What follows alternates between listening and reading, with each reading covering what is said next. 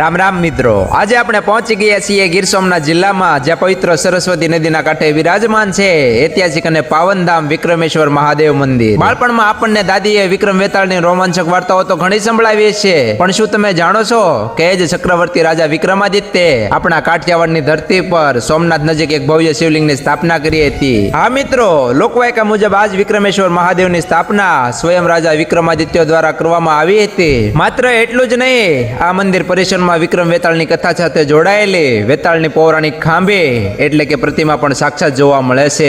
સદીઓ જૂનો આ ઇતિહાસ આજે પણ અહીંના વાતાવરણમાં જીવંત મહેસૂસ થાય છે. આ આખું મંદિર સંપૂર્ણપણે પ્રાચીન પથ્થરોમાંથી કંડારાયેલું છે.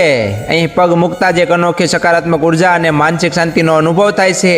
સરસ્વતી નદીનો ખળખળ વહેતો પવિત્ર કાંઠો અને પથ્થરોમાં સચવાયેલો રાજા વિક્રમાદિત્યના સમયનો ઇતિહાસ મનને મોહી લે તેવો છે. આ જગ્યા માત્ર ધાર્મિક આસ્થાનું કેન્દ્ર નથી, પણ પ્રકૃતિના ખોળે વસેલો એક એવો અદ્ભુત ધામ છે. અહીં ભક્તિ, પ્રકૃતિ અને પક્ષી પ્રેમનો ત્રિવેણી સંગમ જોવા મળે છે. જુઓ, અહીંનો આ સ્થાનિક મોર માણસોથી જરાય ડરતો નથી. હું જ્યારે તેમની સાવ નજીક ગયો છતાં તે ઉડી જવાને બદલે પ્રેમથી ત્યાં જ ઉભો રહ્યો. આવા પવિત્ર તપોવનમાં જ પશુ પંખીઓનો આવો નિર્દોષ સ્નેહ જોવા મળે છે.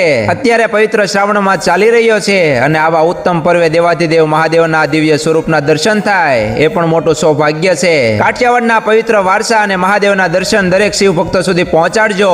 બને એટલો આ વિડીયોને શેર કરજો અને કોમેન્ટમાં હર હર મહાદેવ જરૂર લખજો. તો ત્યાં સુધી બધાને હર હર મહાદેવ.